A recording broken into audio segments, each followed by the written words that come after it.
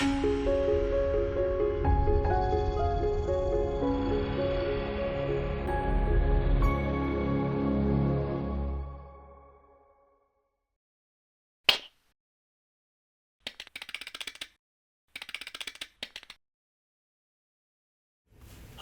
I'm Ed Pegg and I teach International Business Communication at the London School of English. Welcome to a new video series from Macmillan Dictionary called Real World English. This series is for anyone around the world who uses English in their working lives. We'll be focusing on how the words we use and the way we use them can differ from place to place. These differences can affect your ability to understand and be understood in the global marketplace. Nowadays, we interact regularly with people from around the world, and we generally use standard English to do so. This is because standard English is mostly the same everywhere, with the same grammar and the same essential vocabulary. Mostly the same. But even standard English varies a little from place to place because of differences in dialect.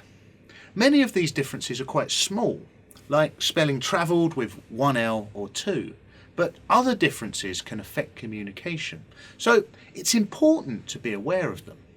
These differences often occur in the areas of vocabulary, what words we use, and pragmatics, how we use those words to convey meaning or feeling.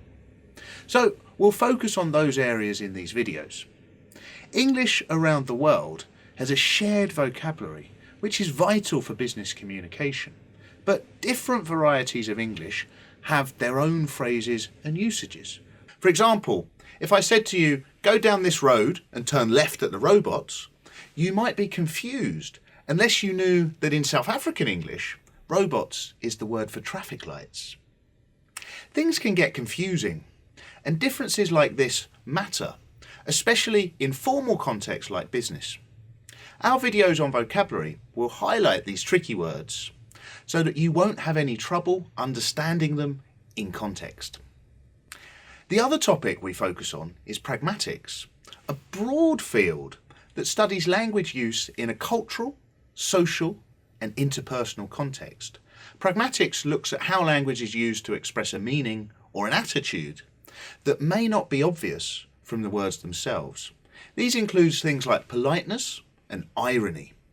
This aspect of English can also differ from one place to another. For example, we'll look at how British people tend to use understatement more than Americans do. Remember, Macmillan Dictionary takes a descriptive rather than a prescriptive approach to English. This means we study how people use English in speech and writing around the world. Everything in our dictionary is backed up by the evidence of language in use, so you can be confident about putting these lessons to practical use in the real world. We hope you enjoy our video series on real world English.